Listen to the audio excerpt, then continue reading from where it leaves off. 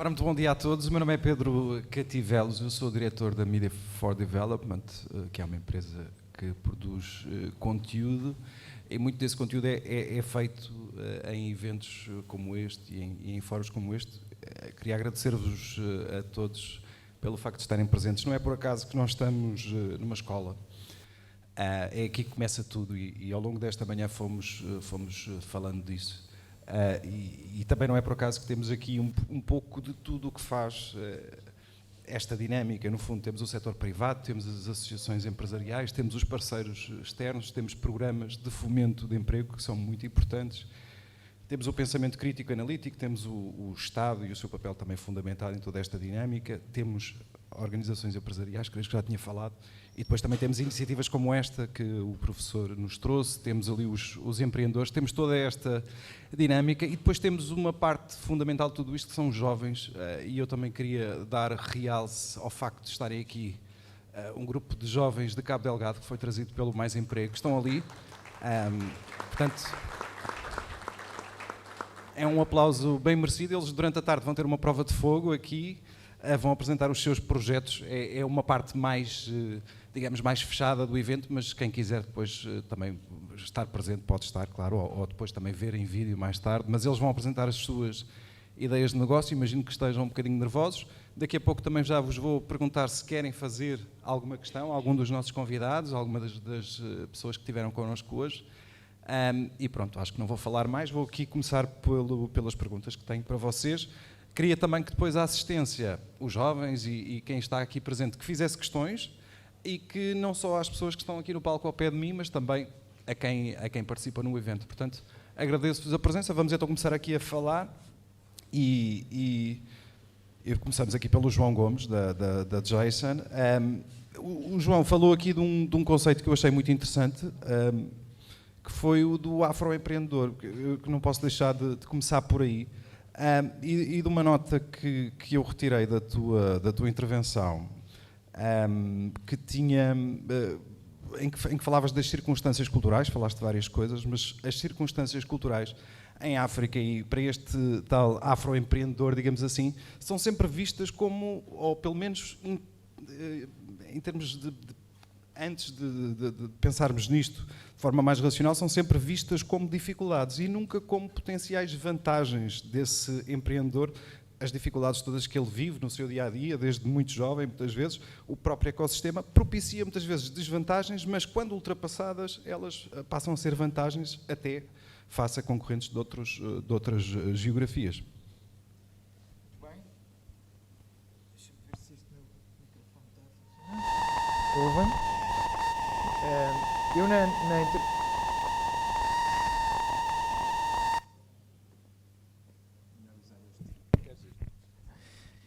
Eu na minha intervenção procurei fazer uma leitura muito dos positivos e dos negativos, sendo que do lado dos negativos falava no empreendedor necessidade e no lado dos positivos falava no empreendedor da escala.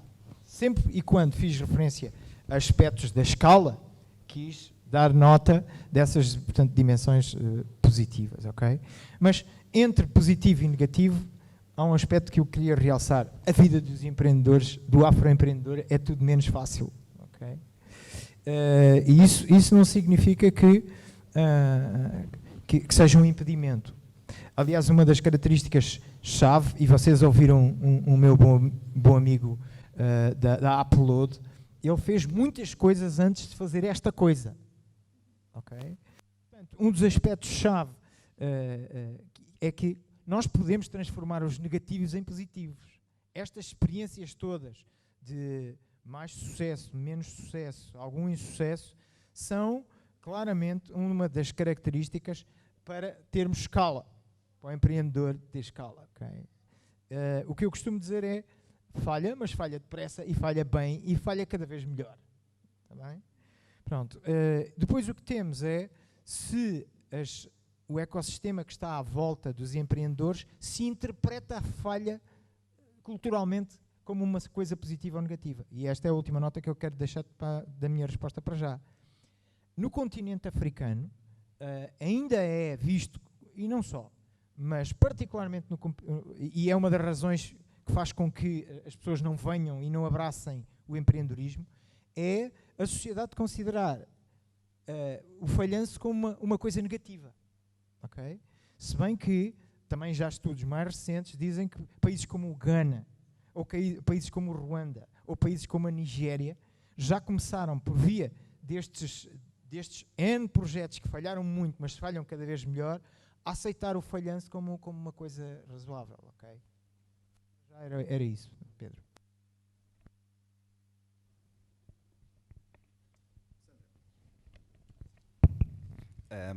Ouvia falar aqui na sua intervenção em desafios e falou bastante disso. Aliás, é uma palavra que nós em Moçambique utilizamos muito, os desafios. E queria começar por uma pergunta que eu imagino que a resposta seja complexa, mas queria lhe perguntar qual é o principal desafio do emprego em Moçambique. E nós sabemos que este principal desafio é feito de muitos outros, que aliás enumerou na sua intervenção, mas até da sua, e para depois fazermos ali a ponte para o setor privado, da vossa experiência, qual é que é o principal desafio da criação de emprego? Passa muito pelas empresas também, passa pelos jovens, passa por toda esta dinâmica funcionar bem? Queria que me falasse um bocadinho sobre isso. Obrigada. Está ligado? Sim, obrigada. Bem, acho que o principal desafio na questão do emprego em Moçambique é encontrar postos de trabalho certos para o perfil que os jovens têm, para poder responder àquilo que são as necessidades dos jovens e também em relação àquilo que as empresas precisam em termos de perfil de jovens para o emprego. Temos associado a isso, aliado a isso, em relação ao componente do autoemprego, o empreendedorismo, o financiamento de mobilizar parcerias para que possam financiar os vários programas de promoção de emprego que existem.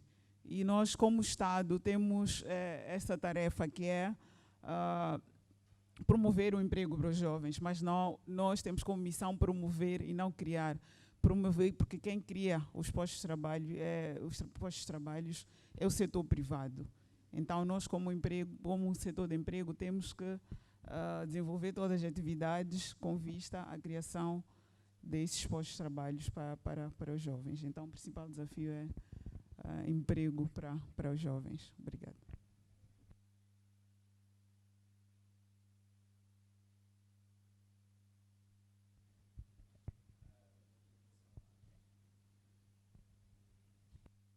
Aqui a ponte com o que a Sandra estava a dizer, e aqui, no caso, representante da CTA, e até fazendo um bocadinho a ponte com Cabo Delgado, do lado das empresas, qual é que é o desafio? E aqui os desafios serão diferentes em Cabo Delgado do que no resto do país, mas há muitos que são similares, ou seja, vocês representam o setor privado, eminentemente feito e nós sabemos, esses números são muito elevados ao nível das PMEs.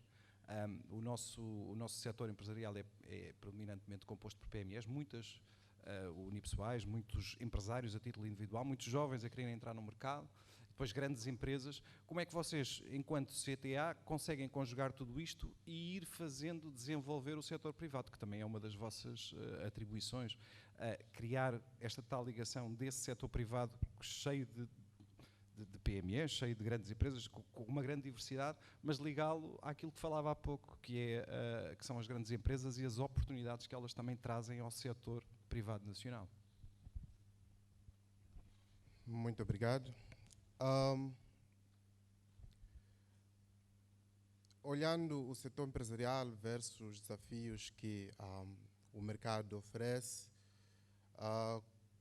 primeiro, dizíamos na nossa apresentação que, como a CTA, temos pautado pela capacitação daquilo que são as empresas que atuam no mercado, dentre elas, principalmente aquelas que são as PMEs, porque muitas oportunidades que os grandes projetos oferecem no país, as PMEs são sempre encontradas não qualificadas para poder prestar os serviços. Então, entendemos aqui a capacitação como um grande contributo, tanto que dizíamos na nossa apresentação que estamos nesse momento, sim, num contexto geral a capacitar as PMEs e também algumas empresas de Cabo Delgado. Falamos da questão da certificação, que este é um grande calcanhar de Aquiles para uma empresa nacional, uma empresa pequena, uma empresa média.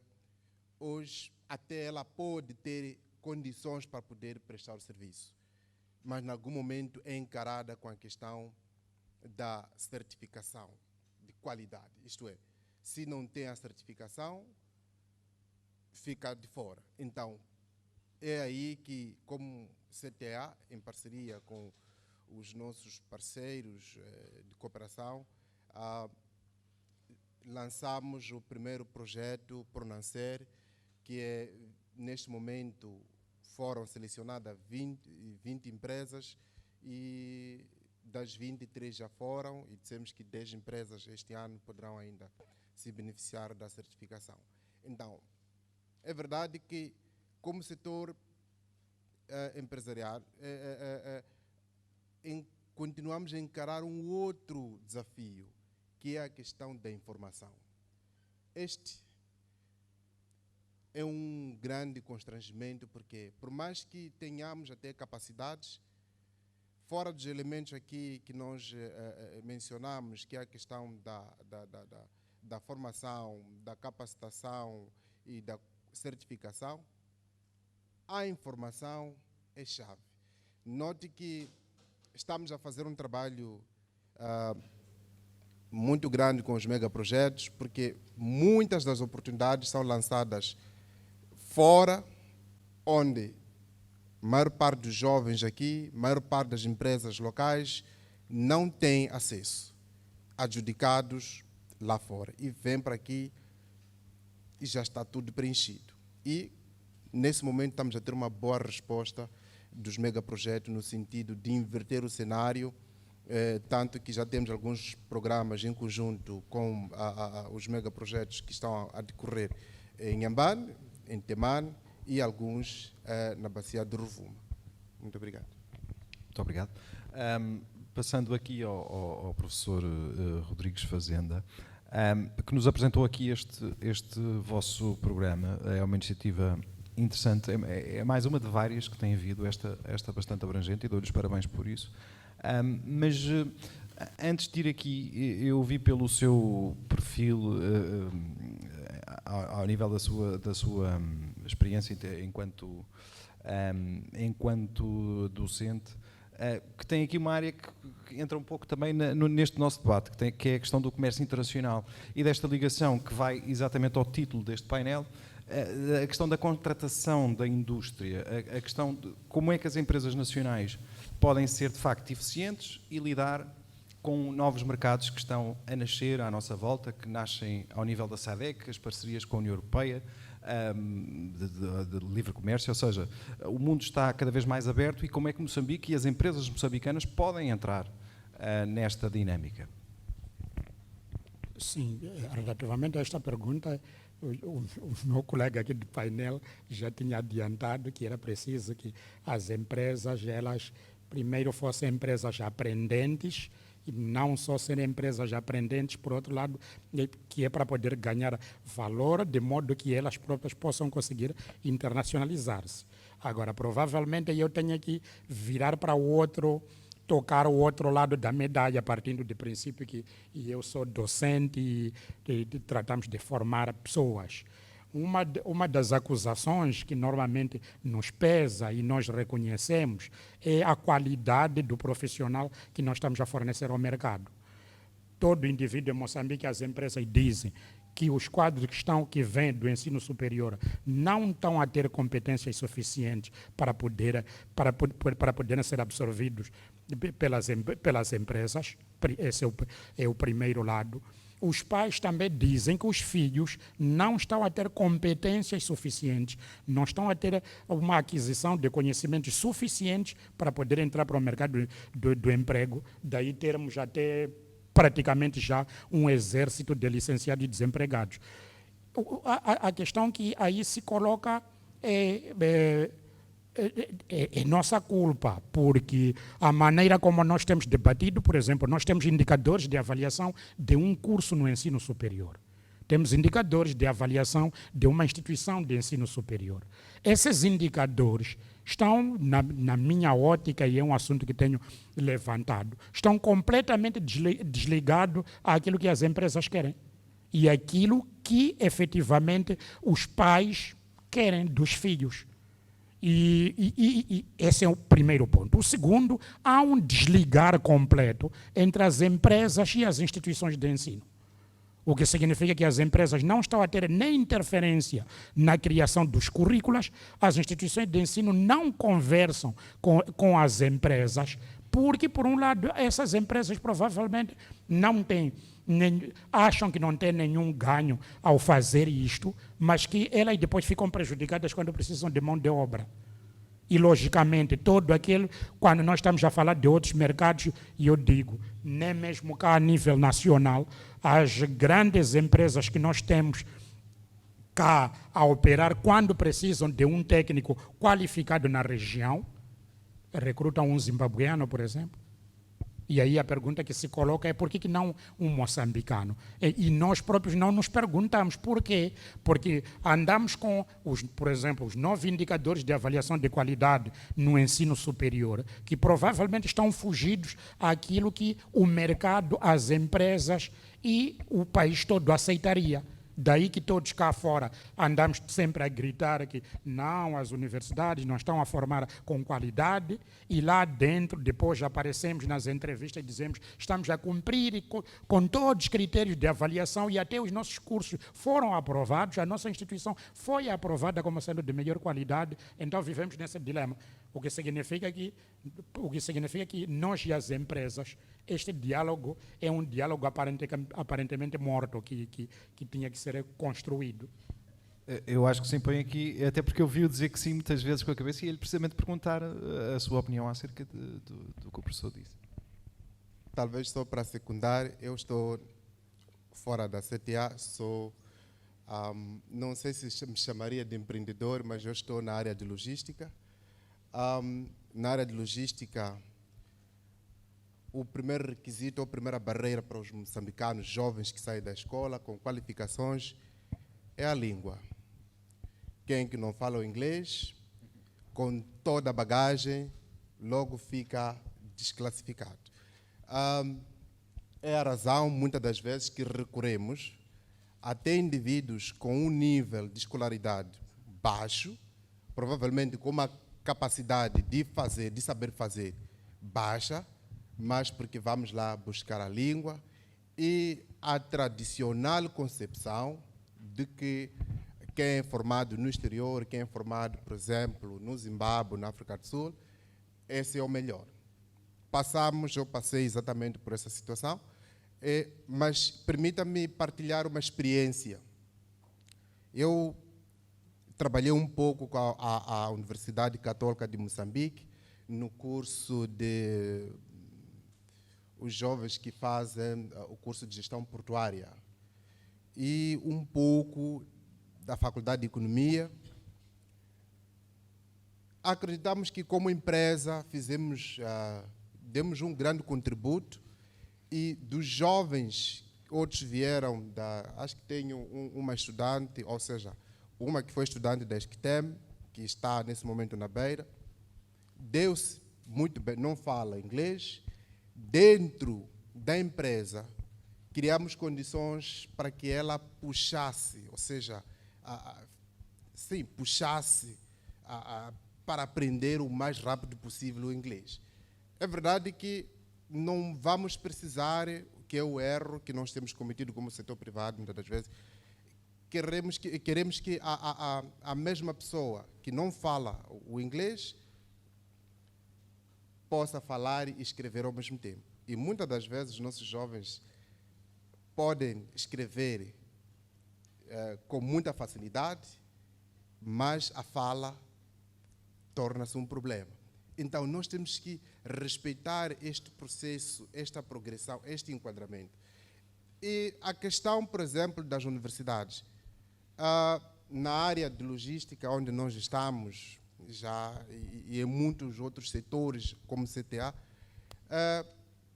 há, na verdade, o apetite do setor privado, das empresas, em absorver os jovens que ainda estão em formação, de tal maneira que o produto final seja mesmo um produto acabado, para aquilo que o mercado precisa. O que talvez é necessário é intensificar a comunicação, a interação entre as empresas e as universidades. E também clarificar que um estudante estagiário dentro de uma empresa, na verdade, não é um encargo, mas é um ganho, porque eu estou a formar o profissional do amanhã, para que eu não venha apontar o dedo para as instituições de ensino ou de formação. Eu também tenho que fazer a minha parte. O que é que eu faço como setor empresarial?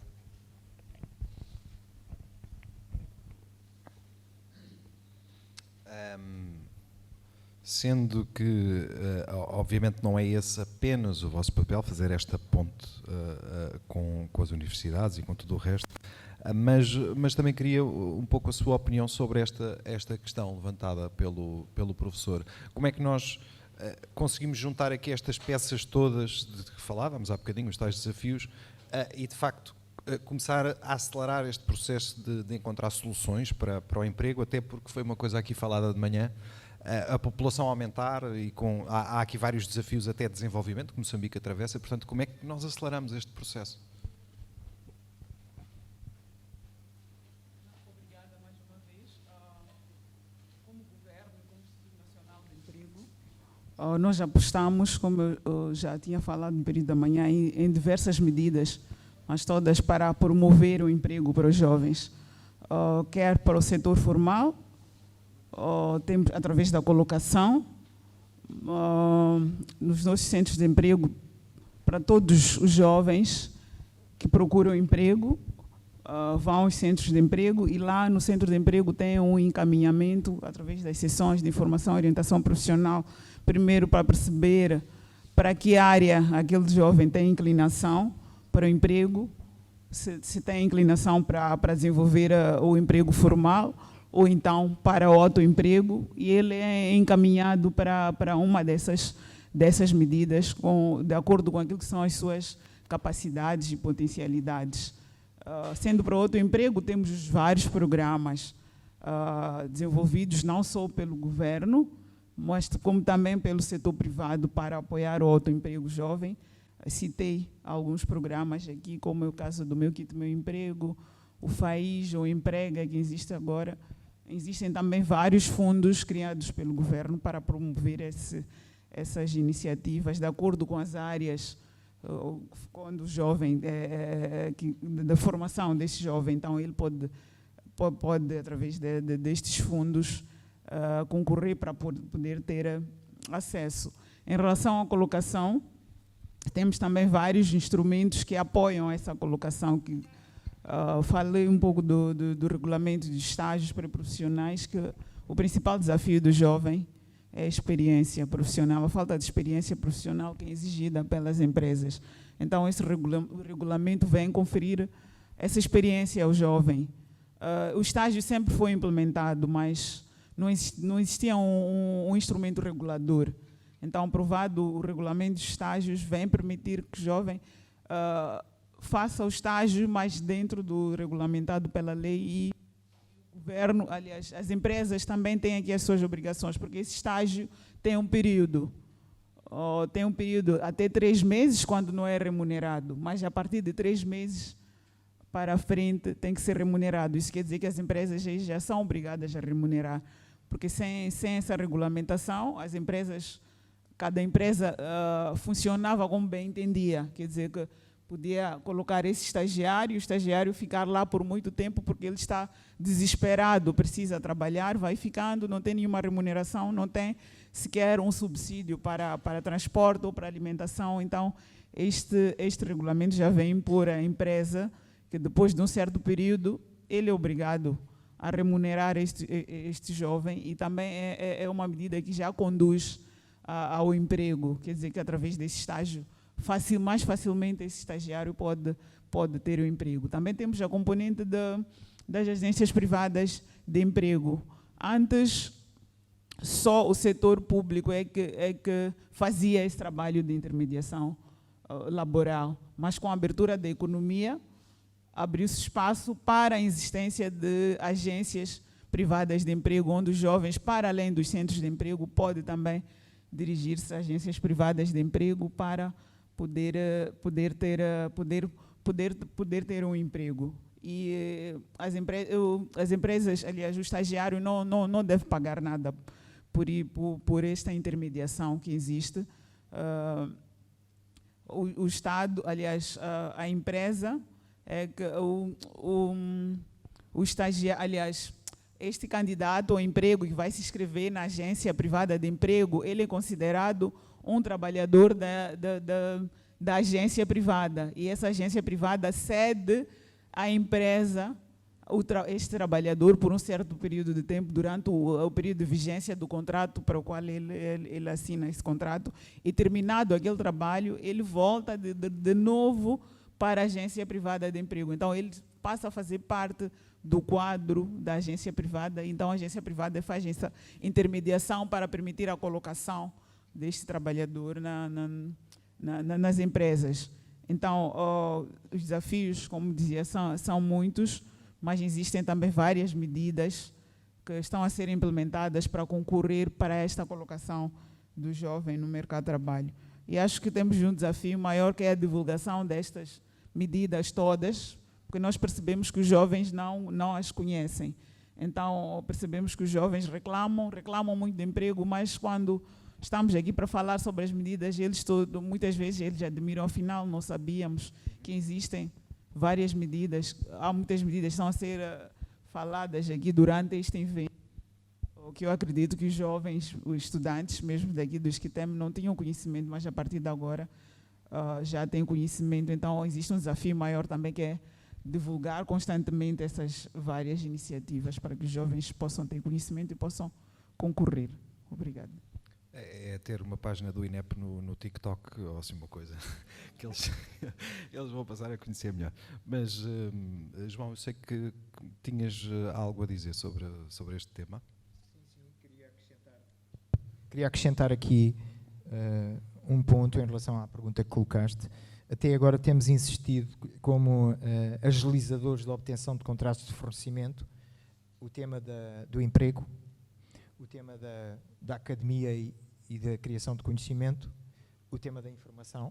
Okay? Só para fazer aqui um resumo às quantas andamos em termos de aceleradores aqui da obtenção de contratos. Eu queria adicionar ou introduzir na nossa conversa mais 3 pontos. E o tema da qualidade, obviamente, de produtos e serviços. Okay? Queria acrescentar 3 pontos que têm a ver com a inovação. Obtém-se mais e melhores contratos. Eu, na minha indústria, obtenho mais e melhores contratos se tiver soluções inovadoras e interessantes para os meus clientes, obviamente. Isso significa uma aposta de inovação, uma aposta de proteção da propriedade intelectual no Instituto de Propriedade Industrial. Isto significa, entre outras coisas, ter um ambiente dentro da minha organização que é conducente a fazer inovação. Okay? E eu acho que este ponto era muito importante, que as empresas, mesmo aquelas que queiram entrar nas fileiras, portanto, do oil and gas, começassem a olhar para dentro e percebesse se aqueles produtos e aqueles serviços são os produtos e serviços que um mercado minimamente competitivo requer. E não, basicamente, invocar a situação de estar num território ou próximo do oil and gas, e porque eu estou em Cabo Delgado tenho direito a... Ninguém tem direito a nada. O mercado, nesse aspecto, é brutal. Okay? E o tema da inovação do produto é um aspecto que eu gostava de introduzir aqui. O segundo aspecto tem a ver com... eu obtenho melhores contratos quanto maior for a minha capacidade negocial. E um tema que um destes dias vamos ter que pensar a sério, se calhar num workshop, é como é que os afroempreendedores estão a negociar. E daquilo que tem sido a minha experiência, quer a nível de entidades, portanto, grandes empresas, sistema financeiro, sistema de oil and gas, etc., é que temos muito caminho para fazer aí. eu obtenho melhores contratos, quanto melhor conhecer a legislação de contratos e as melhores técnicas de negociação de bens e serviços. Okay? Isso era uma coisa que eu gostava de realçar aqui, para nós não ficarmos bloqueados só no fator emprego como o grande acelerador para a obtenção de contratos. Por fim, para já, a minha última nota tinha a ver com a flexibilidade laboral. Okay? Moçambique ainda tem um caminho muito longo para fazer em relação à agilização da legislação laboral. Okay? Um dos aspectos que mais faz acelerar as economias em termos de obtenção de contratos é aquilo que se chama hoje a gig economy, é a possibilidade de eu ter uma força de trabalho tão flexível. Aliás, a minha amiga Margarida hoje falou numa pessoa que está na gig economy, nasceu dentro de uma grande empresa e está aí no mundo a prestar serviços, mas para o efeito teve que se hiperqualificar. Mas queria chamar a atenção, em Moçambique não é fácil eu agilizar e flexibilizar a minha força de trabalho. Assim, a legislação de trabalho ainda é muito apertada, eu percebo. Há aqui algumas preocupações que temos que acautelar, mas eu não agilizo mais contratos se, por exemplo, não tiver uma força de trabalho flexível. Ok?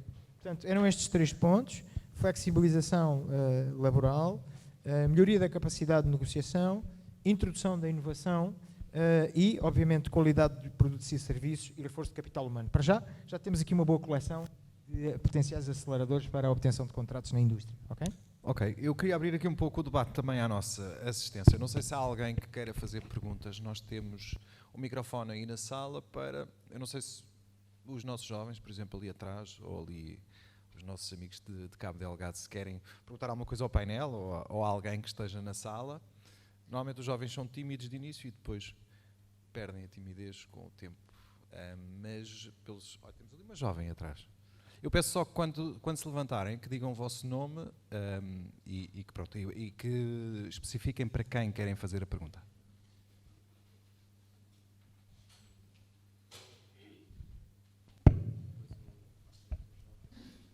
Boa tarde, chamo-me Aníbal Manhissa, sou estudante de sistema do curso de Engenharia de Minas. Sim, a doutora havia mencionou que o governo disponibilizou fundos. Então, queria perceber melhor, será os fundos que mencionou, né, é para os empreendedores ou mesmo para ajudar na promoção de empregos nas empresas?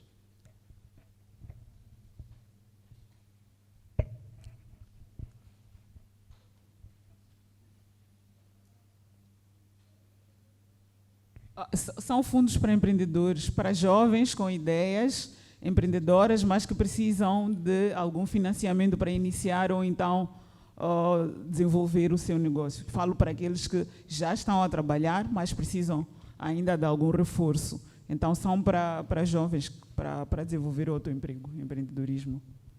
Muito bem, muito obrigado. Temos aqui em baixo... temos ali ao lado, ok. Já aí vamos. Boa tarde, chamo-me Carol Fernando. Na verdade, tenho 3 perguntas.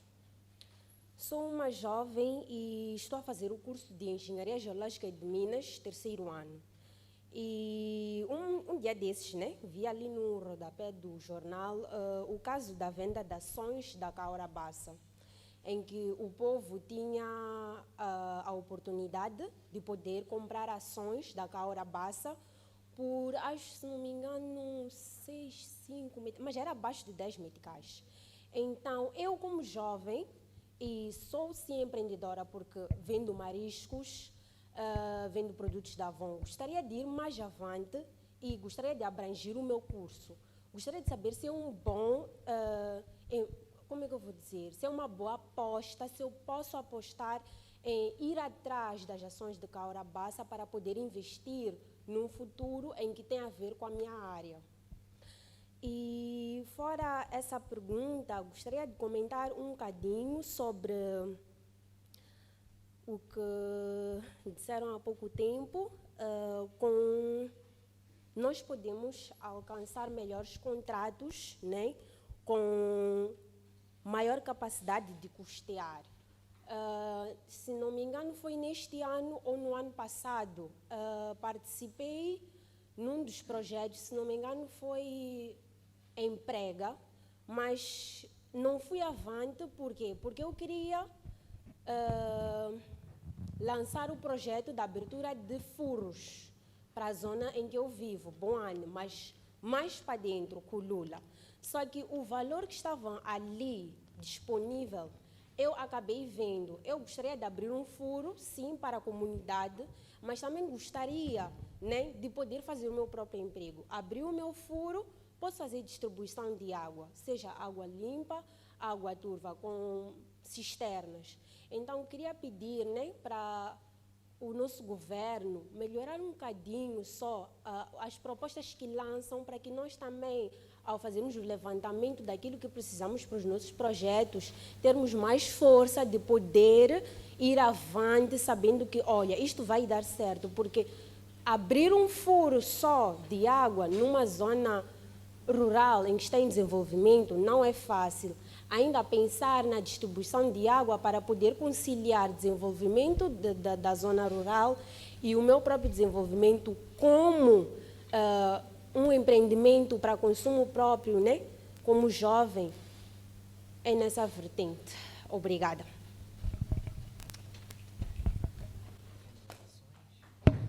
Sim, isto é mercado de capitais, tá? É uma verdadeira empreendedora, são 2 negócios mais o mercado de capitais pela frente. Vocês têm aqui uma bela aluna no ISCTEM que vai ter sucesso, de certeza. Depois, se calhar, respondes tu a esta. Ok. Temos ali mais uma pergunta atrás? Sim. Boa tarde. Chamo-me Florentina Balani e estou em representação do Movimento pela Cidadania. Sobre o afroempreendedor, dizia-se aqui que uma das características do afroempreendedor é que ele consegue resolver problemas locais. Eu gostaria de saber se isso é de fato bom. Será que não é prejudicial para o empreendimento sob o ponto de vista de sustentabilidade? Então, esta é a minha questão.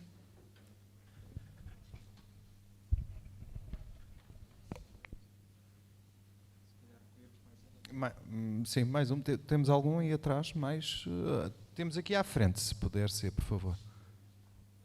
Consigo, não é?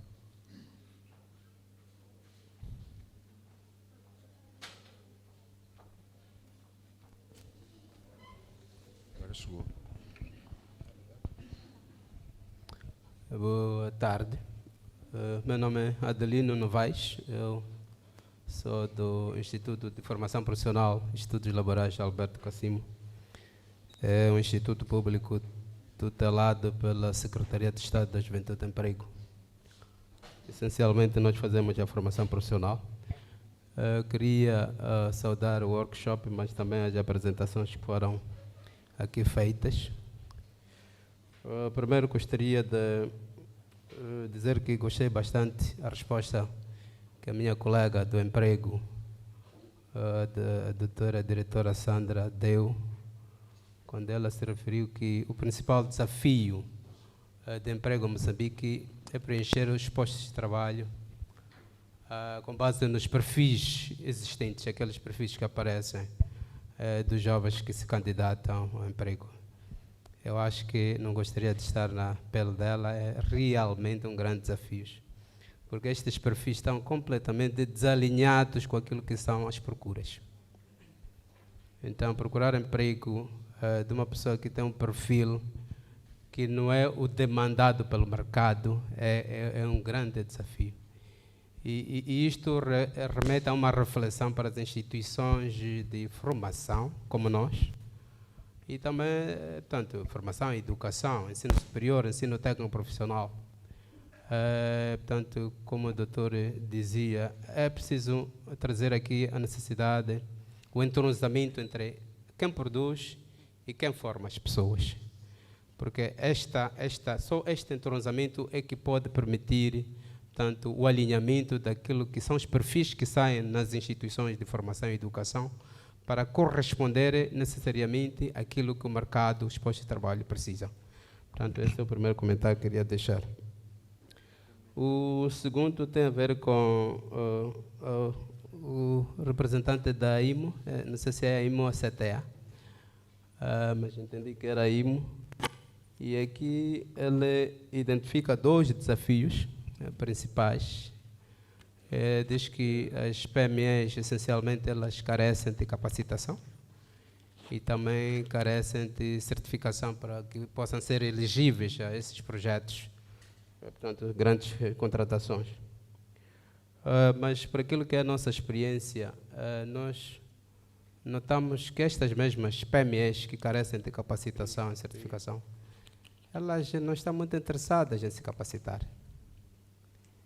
Portanto, quando nós fazemos esforços, abordamos, andamos atrás delas para se capacitar, elas não estão por aí. Então, eu queria entender o que nós estamos a fazer ao nível do setor empresarial, uma vez identificada esta necessidade, para levar, portanto, a consciência destas PMEs, para que, de fato, para serem competitivas e elegíveis a estes projetos, elas precisam apostar na capacitação. Essa é a primeira questão. A segunda questão tem a ver com, portanto, a capacitação e certificação foram identificadas como desafios. Mas para o caso de Cabo Delgado, temos algum estudo de suporte que aponta que realmente as necessidades das PMEs de Cabo Delgado são essas de capacitar e certificar, ou pode haver outras necessidades? Muito obrigado.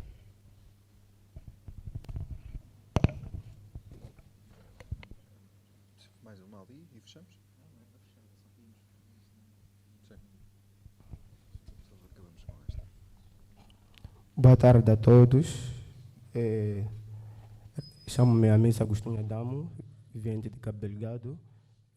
Eu só tenho uma questão para poder apresentar.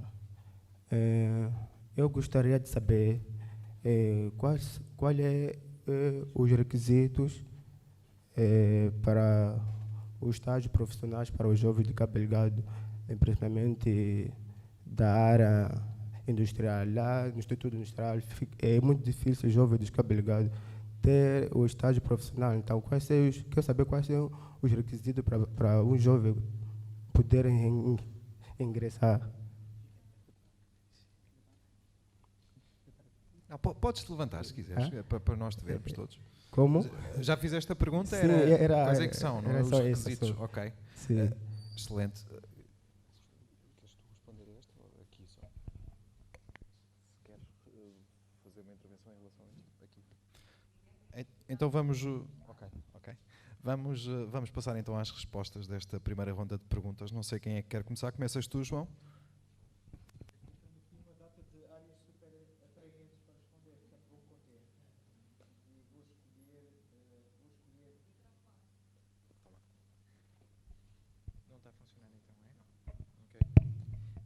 Ok, muito obrigado. Então, vou começar por responder ao engenheiro Novaes sobre porque é que as PMEs provavelmente não estarão muito interessadas em se capacitar. Okay. Trazer aqui uma experiência de muitos anos noutro continente, em que nós constatamos justamente isto que o engenheiro Novaes está a concluir. É que as grandes empresas usavam, e eu vou dizer, abusavam de sistemas de incentivos financeiros e fiscais para a formação, e as pequenas e médias empresas não o faziam. E a ideia foi tentar perceber o que raio se passa nas pequenas e médias empresas, porque aí, potencialmente, é onde estaria a maior necessidade. Okay. Constatações. A primeira é equipas tão apertadas que mobilizar, mesmo que seja por uma ação de formação de 3, 4 horas, okay, aquilo significa ruptura no processo produtivo. Estou a falar essencialmente em empresas industriais. Okay? A segunda é, e esta não era negativa, era positiva, fomos encontrar nas pequenas e médias empresas pessoas que faziam on-job training, portanto, que eram chefes intermédios, excelentes chefes intermédios, que iam assegurando esse treino e, por consequência, quando vinham entidades do exterior com oferta formativa, eles diziam, essa já não, porque nós internamente temos essa capacidade. Portanto, a segunda solução foi interna, portanto, e coloca luz numa dimensão muito interessante a ser explorada, que é este papel da formação interna por via daqueles que fazem a ligação entre os donos da empresa e o chão de fábrica. Okay? E outra terceira razão era a seguinte: para que é que eu vou estar a fazer formação nesta área se ele a seguir se vai embora? Isto é uma ameaça. A maneira como o treino e os pacotes de treino eram apresentados era de tal forma enviesada que para os donos das empresas aquilo era absolutamente um mau investimento. Eu formar e depois as pessoas irem-se embora é definitivamente um mau investimento. Okay? E em face destas restrições todas, o que se propôs foi um programa ou um sistema, ou sistemas de incentivos que basicamente fizessem aquilo a que nós chamamos de discriminação positiva de formações transferíveis. Ou seja, se eu vou apostar numa formação que é procurada por todas as minhas empresas da zona, eu devo ser beneficiado porque estou a correr um grande risco. Faço-me entender? Se eu corro um risco, tenho que ter um prémio. E esse prémio era sob a forma de, se eu e o Pedro nos candidatarmos ambos a fazer, eu fazer formação específica, eu fazer formação transferível, eu vou receber mais incentivo do que o Pedro. Porque eu vou estar a correr um risco maior de perder as minhas pessoas, porque estou a fazer treino em competências que servem para o Dr. Fazenda, para o Dr. Bercêncio, a doutora Sandra. Ok? Para não me alongar, estas são 3 potenciais razões que tiveram na base de um redesenho completo e na criação de sistemas de incentivos especificamente dirigidos para pequenas e médias empresas com foco em chefias intermédias. Ok? Deixava os meus colegas agarrarem outras bolas. Se eventualmente não agarrarem, eu tenho aqui outras também. Por favor.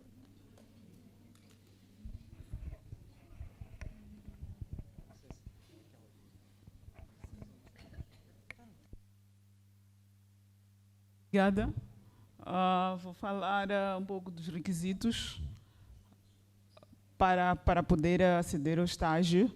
Desde que seja jovem, dos 15 aos 35 anos de idade, finalista ou graduado de certo nível de ensino que precise desenvolver estágios para poder adquirir a experiência técnica. Então, pode candidatar-se ao estágio, pode inscrever-se no centro de emprego para estágio, ou então, através das plataformas eletrônicas, pode cadastrar-se no nosso portal de emprego. Através do portal de emprego é possível verificar as diferentes vagas para estágio. Então, é só apresentar-se no centro de emprego com um pedido de estágio e os nossos colegas trabalham para encontrar vagas de estágio naquela área onde foi formado. E depois depois leva uma carta da apresentação para esta empresa e assina um contrato com a empresa que vai definir o prazo do estágio, né? O tempo do estágio, como eu já tinha falado, que existem várias modalidades de estágio. Em relação aos fundos, não registrei o nome, mas há uma estudante que estava a reclamar em relação aos valores que são concedidos nos fundos, que não consegue satisfazer aquilo que é o seu plano de negócios. Então, aqui o essencial é, primeiro, ter informação sobre este fundo, saber qual é o valor que está previsto para este fundo, elaborar o projeto de modo a responder àquela componente de acordo com o financiamento que é disponível. Porque os nossos fundos, como Secretaria de Estado da Juventude e Emprego, são fundos para apoiar esse jovem para poder iniciar ou então expandir o seu negócio. Então, tendo este financiamento para iniciar ou então para expandir, já é possível, à medida que ele vai trabalhando, através de outros financiamentos, poder alavancar ou atacar as outras áreas que necessita, mas não ver o fundo como a boia de salvação que vai conseguir resolver todos os problemas. Acho que é preciso estarem sensibilizados que temos que começar, temos que ter um ponto para começar. Então, depois de começarmos, vamos depois correr atrás para ter outros tipos de financiamentos, senão nunca vamos começar, porque vamos perceber sempre que o dinheiro nunca vai chegar e vamos parar por aí. Então, vamos começar e depois ver outras alternativas para poder incrementar aquilo que é a nossa atividade. E obrigado. Muito obrigado. Acredito que 2 ou 3 assuntos que eu deveria responder, o Dr. Gomes já adiantou. Talvez acrescentar na questão do estudo para demonstrar essa questão, ou que suporta essa questão de que as PMEs não têm acedido, não têm sido parte dos grandes projetos por questão de falta de formação, certificação. Como CTA, recebemos vários pronunciamentos dos membros, assim como, digamos, dos nossos associados, em que, desde o começo daquilo que são os trabalhos que envolvem a construção das plataformas, até ao nível em que estamos, muitas PMEs tentaram aceder àquilo que é as oportunidades que o próprio projeto apresenta. Estamos a falar hoje de Cabo Delgado, em particular, e não conseguiram. O que muitas das vezes essas PMEs, para conseguirem, tinha que vir uma empresa registrada fora de portas, e ela, porque tem, de certa forma, os requisitos em termos da documentação, que é a certificação, documentos que atestam a formação, e ela ganha, mas ela não tem estrutura local para poder exercer essa atividade. Vem pegar a tal PME, que localmente não tem qualidade, não tem capacidade. E é ali que um dos primeiros passos, preocupada a CTA, procurou parceria, entramos com um programa Pronascer para ver se conseguimos responder. Existem sim informações que atestam essa perca de oportunidades por falta exatamente de formação, por falta de certificação. Temos a informação e neste momento estamos a desenvolver outros pacotes para que a mesma situação, como puderam ver em Inhambane, várias empresas locais contestavam que não faziam parte do projeto de exploração do gás de Inhambane. Quer dizer, isso tudo acaba culminando com esse esforço que estamos aqui a fazer hoje com o Mais Emprego, que pretendemos formar mais empresas e certificar mais empresas, não somente num contexto localizado de Cabo Delgado, assim como por todo o país. Muito obrigado.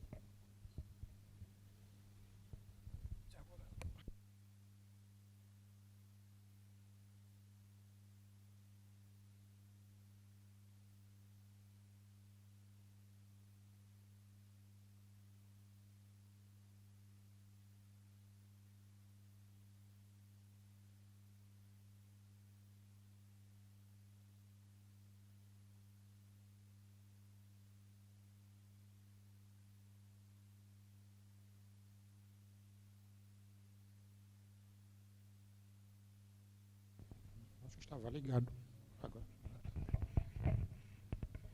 Sim, a questão que levantava é se as empresas, se as PMEs efetivamente queriam ou não serem formadas. E eu penso que a pergunta acabou tendo alguma resposta, só é que há uma questão que uma estudante aí lançou, se terá feito, se poderia ter comprado ou não ações da HCB. Isso era a mesma coisa, estar a perguntar se podia realizar ou não algum investimento. Comprar ações é um investimento normal que pode fazer. E todos os investimentos têm risco. A primeira alternativa, como você procura ajudar a resolver o seu próprio futuro naquilo que são questões básicas que nós já temos, é fazendo depósitos a prazo, que é para poder garantir, é uma forma de poupar para poder garantir algum futuro sem muitos constrangimentos. Porque nós sabemos que nós, na nossa vida diária, temos estado a ser afetados por várias coisas em simultâneo, que é a inflação que é galopante, que depois temos também o problema de tentativa de paridade cambial com outras moedas da região, que sempre tem uma flutuação extremamente elevada, o que significa que praticamente não conseguimos viver 3, 4 ou 5 meses com uma estabilização completa de preços. Isso influencia a vida e cria problemas sempre. A pessoa acaba não descansando sempre bem porque há problemas. Alternativas que normalmente as pessoas fazem, em vez de andar a guardar quer dinheiro ou não ter o que faz com o dinheiro, compre ações. Assim como tem acontecido, aparecem aí títulos do Estado ou bilhetes de tesouro aí à venda. É uma forma de estar a realizar investimento. Sobretudo, para o caso específico da HSB, quem compra ações é acionista e é remunerado anualmente. Agora, se o valor que tem sido de remuneração, se tem colocado as pessoas a ficarem satisfeitas ou não, há um colega que comprou 10.000 ações e ele, no fim de cada ano, tem recebido por aí 500 meticais e anda muito frustrado porque recebe 500 meticais, acha que é muito pouco. Só que provavelmente ele não analisou qual é o capital da HSB que foi lançado para a bolsa, que é para ser vendido em forma de ações. E ele, a partir dali, vê, quando a HSB diz que teve tanto de lucro e tanto de dividendo que vai ter que andar a distribuir, ver quanto é que lhe coube, porque pensou que 10.000 ações era muito dinheiro que dava, numa das vezes em conversa dizia, esperava receber por aí 30.000 meticais por ano, é completamente impossível, tendo investido 3.000, estar a receber 30.000 meticais por ano, seria quase impossível. A outra questão que gostaria de tocar num aspecto ligado à formação das PME, eu diria que nós, como instituições de ensino, há uma experiência que foi feita há anos atrás, por exemplo, quando nós criamos o curso de licenciatura em estatística na UEM, o que aconteceu é que, para a criação daquela licenciatura, houve a intervenção de várias empresas, uma delas, outras públicas, e o Banco de Moçambique, Instituto Nacional de Estatística, dentre outras, que acabaram determinando que matérias que deveriam constar num currículo e que, neste preciso momento, praticamente, todo que é licenciado em estatística em Moçambique não fica desempregado. Praticamente todos eles têm emprego, porque as empresas participaram no desenho do currículo e estão a ter o produto que efetivamente queriam. Então, uma das coisas que dizia é que a partir da altura que as empresas estão distantes da academia, tanto como dos centros de formação, como o doutor aqui dizia, que o Instituto Alberto Cassimo está sempre aberto a dar formações e poucas PMEs lá vão. A partir da altura que as empresas estão abertas a colaborar com as instituições de ensino, então nós vamos resolver o problema nosso base, que é ter pessoas formadas em todas as áreas ao nível que as empresas querem para resolver problemas específicos que são nossos. Como internacionalizar esse nosso conhecimento? As instituições de ensino superior já têm isso como obrigatoriedade, que é colocar os seus investigadores em mobilidade internacional. Então, eles investigam juntamente com investigadores de outros países. A partir da altura que as empresas os querem, a partir da altura que as empresas dizem que precisam deles para lhes ajudar no conhecimento, então são elas que sairão a ganhar. Só que, como eu dizia, temos ainda esse pequenino fosso. Como é que ele pode ser estancado? Já que está aqui representante do governo, diria, a primeira alternativa para empurrar as empresas às academias é simplesmente ajudar naquilo que é a carga fiscal. Se nós dizemos, ok, toda aquela que vai ter que trabalhar juntamente com instituições de ensino superior, quer financiando bolsas, quer financiando investigações, quer noutras áreas, ela vai ter tanto de apoio do governo, quer em termos de carga fiscal, em termos de redução ou outras situações. Há outra questão que interfere, tocando já, saindo um pouco dali para o outro lado, ligado à competitividade das nossas empresas. Tem a ver com outro fator aqui que não foi tocado da nossa legislação, o Dr. João Gomes já tinha avançado relativamente à legislação laboral. Mas eu vou para outros lados. Eu tenho, no trabalho de doutoramento, estava a fazer ali, estava a pegar o Doing Business, que é como é que se chama em português? Ambiente de negócio. Ambiente de negócio. Então, ele é qualitativo. E o que acontece? Ele metia perto de 11 indicadores. O tempo de contratação para um empreiteiro iniciar uma obra, o tempo que a mercadoria leva no porto para ela ser exportada ou para ela entrar. E há um aspecto que, por exemplo, o ambiente de negócios em Moçambique não incorpora, provavelmente em todos os países não incorporava, e me preocupou. É que os empresários já pareciam sempre a dizer o seguinte: as taxas de juros que os bancos aplicam estão a sufocar as empresas. E o que eu fiz foi pegar as taxas de juros e incorporar neste indicador.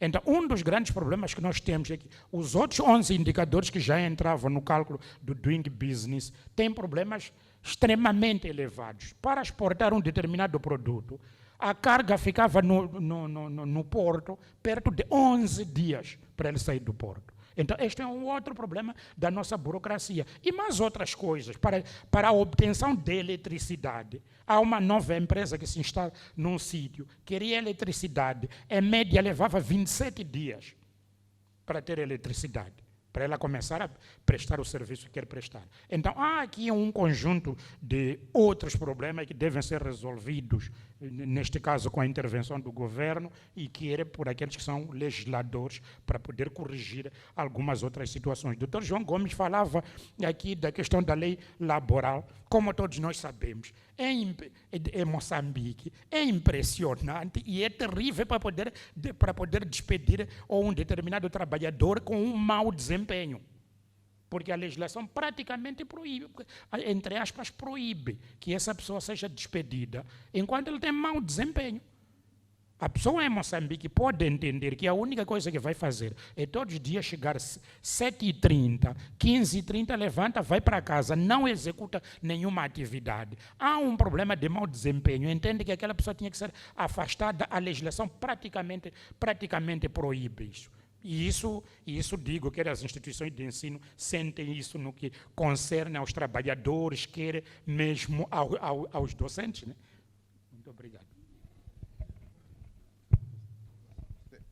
Talvez acrescentando o que o doutor aqui vem dizendo sobre a lei de trabalho, é, na verdade, um desafio para o setor privado. Note que, indo para a questão das faltas, há um vazio que ali deixou, que sempre preocupa o empregador, que é a questão, por exemplo, de um colaborador que falta quinta e vem na segunda-feira. Falta na sexta, na segunda-feira, assim vamos para a segunda-feira, domingo teremos 25 depois, já amanhã alguém já fez o plano, falta, vem na quarta-feira. Pela lei, o final de semana, feriado, são dias do descanso. E ali, a lei obriga o empregador a pagar porque ele está no descanso.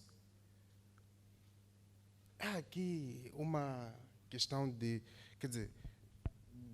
incongruência entre aquilo que é a própria realidade versus aquilo que a lei diz. E esse é um grande desafio mesmo o que o empresário está a enfrentar no que diz respeito à lei. Então, estamos nesse momento, esperamos que a revisão em curso venha mesmo balancear, beneficiar-se um trabalhador e também a fonte. Porque quando a empresa é prejudicada a pagar pessoas improdutivas, não está a fazer dinheiro, está a perder dinheiro. E quando perde dinheiro, a possibilidade dessa empresa continuar, ser persistente, criar mais postos de emprego, é um pouco reduzida. Então, era só mesmo para acrescentar o que o doutor aqui vinha mencionando. Muito obrigado. Temos só mais uma pergunta, mas eu vou ser rápido. E era a questão do afroempreendedor. Se o afroempreendedor só deve olhar para e procurar respostas, soluções para problemas locais. Okay? De forma muito rápida, eu vou pedir para tu fazeres uma pesquisa a esta expressão. Glocal. Glocal. Quer dizer, tens que ser local e global. Hein?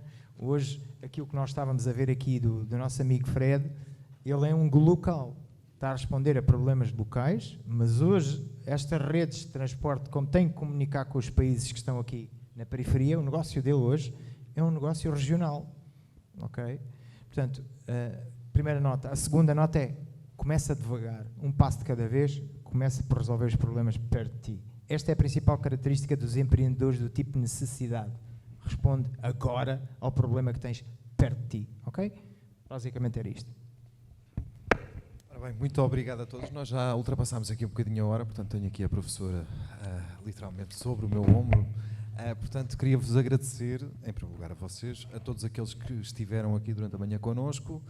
Convidar-vos, obviamente, se quiserem, durante a tarde. É interessante para os jovens, principalmente aqueles mais empreendedores, também a estarem aqui a aprenderem algumas coisas e a verem também projetos a serem apresentados, a aprenderem com o nosso júri, que é composto por pessoas que de facto percebem bastante de negócios. Queria agradecer-vos a todos. Muito obrigado, então. Muito obrigada.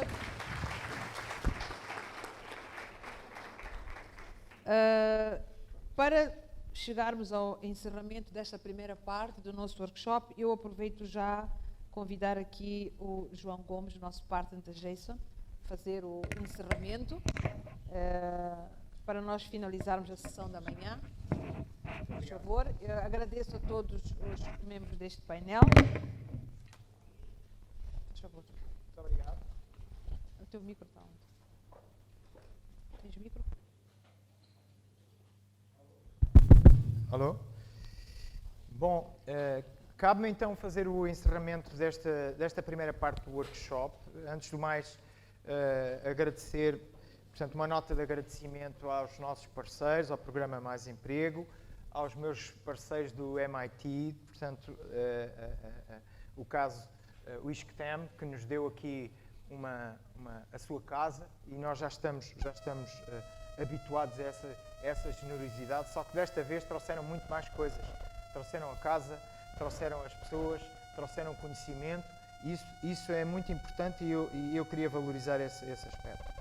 Mas, antes do fecho, cabe-me a mim fazer um resumo daquilo que foram as principais notas que os meus painelistas, a quem agradeço um a um do coração,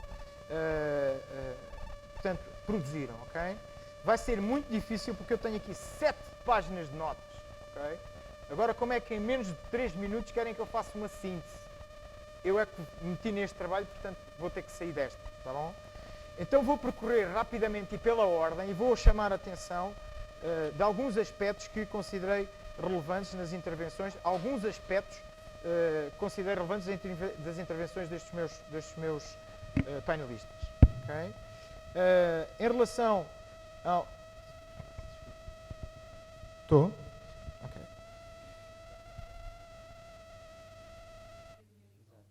Parecia um helicóptero. Ok.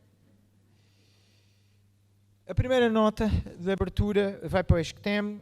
Retive que o papel da academia é produzir conhecimento prático para a aceleração da indústria, isto retive.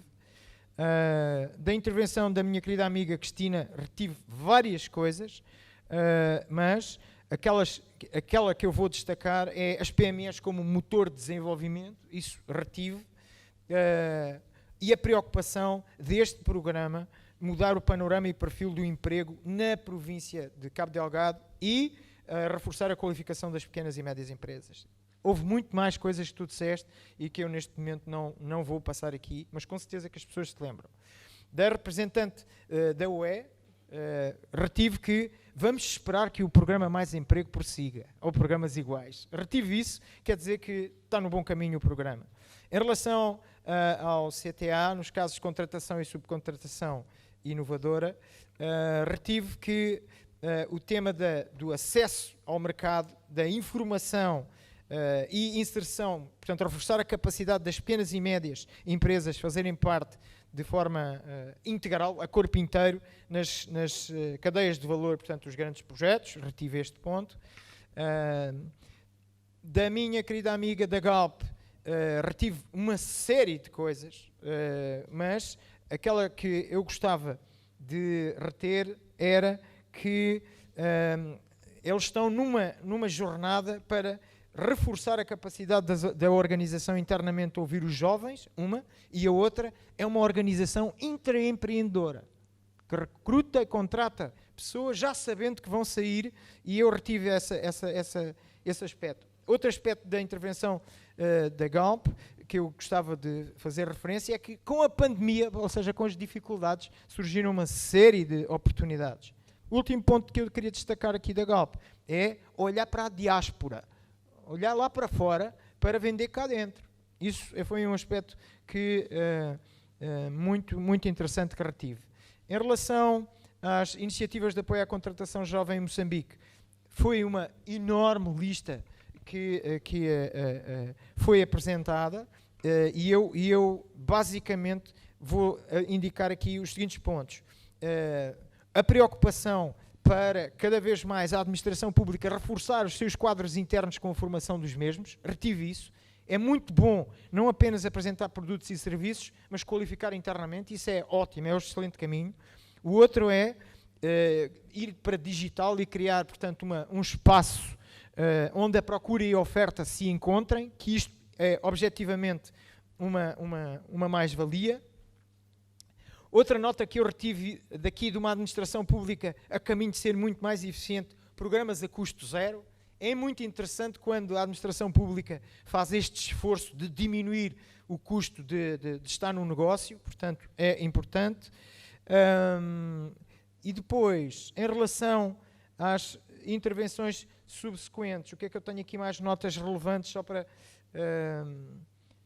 Outra nota, a economia formal não tem capacidade para absorver os milhares de jovens que saem das nossas faculdades. Isso foi outro ponto que retive também. Os estágios como um momento não de obtenção de emprego, mas de criação de experiências e valorização de experiências. Isso foi extremamente interessante. Depois, a minha querida amiga Margarida, sobre a certificação de pessoas, trouxe-nos aqui um aspecto muitíssimo relevante, que é, não vale a pena só fazer o investimento no capital humano, é preciso ser capaz de mostrá-lo e evidenciar isso, por forma a termos espaço e aumentar a nossa mobilidade entre vários territórios, designadamente não só em Moçambique, mas nas regiões aqui periféricas e no mundo. Portanto, basicamente, a certificação como um passaporte para o mundo. Basicamente, foi esta ideia que retive. Não me esqueci da belíssima história do André. Foi sempre interessante perceber que o André aqui aprendeu, tornou-se num talento, e que o SQ também, tal como a Galp, é uma organização intraempreendedora. Retive isso como um aspecto relevante. Depois, em termos de mapeamento das iniciativas de apoio à contratação jovem em Cabo Delgado, a intervenção do querido professor deu-nos aqui algumas notas. Maputo, vezes 5 em termos de criação de postos de trabalho em relação ao Cabo Delgado, e Cabo Delgado a perder para metade a criação de postos de trabalho, isto extremamente preocupante, e obviamente igualmente preocupante a questão de 9-2, portanto dos 9.000 para 2.000 com a distribuição assimétrica de géneros na criação de postos de trabalho. Preocupante isto também, e obviamente chamamos a atenção, sem medo, para a questão do terrorismo e o impacto negativíssimo que isto está a ter nas atividades, portanto, das empresas. Depois sobre a intervenção do meu querido amigo sobre a indústria e inovação da CPLP, na CPLP, professor Fazenda, trouxe aqui, portanto, uma das ideias muito interessantes, que eu sou extremamente amigo dela, que é como é que nós criamos um mercado de ideias a partir das universidades. Aliás, o MIT, um dos grandes desafios deste movimento do Moz Industry Talks, é puxar as universidades para serem elas próprias um acelerador da industrialização em Moçambique. Depois, assistiram verdadeiramente a um pitch do que é um empreendedor agora, empreendedor de escala, que é, portanto, o Frederico, e perceberam, basicamente, que o Frederico já está noutro negócio, noutra linha, noutro campeonato, mas espero bem que ele tenha inspirado, quanto mais não seja com a técnica que usou de apresentação, de pitch, rápido, focado no seu negócio. Obviamente que ele impressionou a ideia da democratização da informação e do acesso a serviços a grupos que não têm acesso, portanto, a essas oportunidades. Depois, o tema da Bolsa de Ideias, já o professor Fazenda aqui deu-nos nota de um tema que é as universidades, tal como as empresas, têm que estar preparadas para internacionalizar os seus produtos e serviços. Portanto, isto foi a ideia com que eu retive. E no debate, como eu estava lá dentro, tive pouca hipótese de fazer o sumário das intervenções dos meus colegas, mas retive que, como principais aceleradores da contratação industrial em Moçambique, teríamos, então, capital humano, a questão da implementação de sistemas de garantia da qualidade, o tema da formação de pequenas e médias empresas e, basicamente, o tema da língua, o inglês como uma ferramenta de aceleração, portanto, dos negócios, e o debate por aí foi bastante participado. Amigos e amigas, parceiros, muito agradecido pela vossa intervenção e dou por encerrado, então, os trabalhos da parte do workshop, da parte da manhã, e convido-vos, então, para estarem a partir das 14 e qualquer coisa, depois pode precisar exatamente a hora, aqui neste sítio, para nós, então, ouvirmos as novas propostas de potenciais empreendedores e fazer aqui a atribuição de prémios. E este aspecto é a última nota que eu queria deixar. Nós queremos criar esta cultura de premiar e de mostrar e dar visibilidade, portanto, a quem está a fazer coisas em Moçambique, ok? Até uma próxima ocasião. Muito obrigado pela vossa atenção.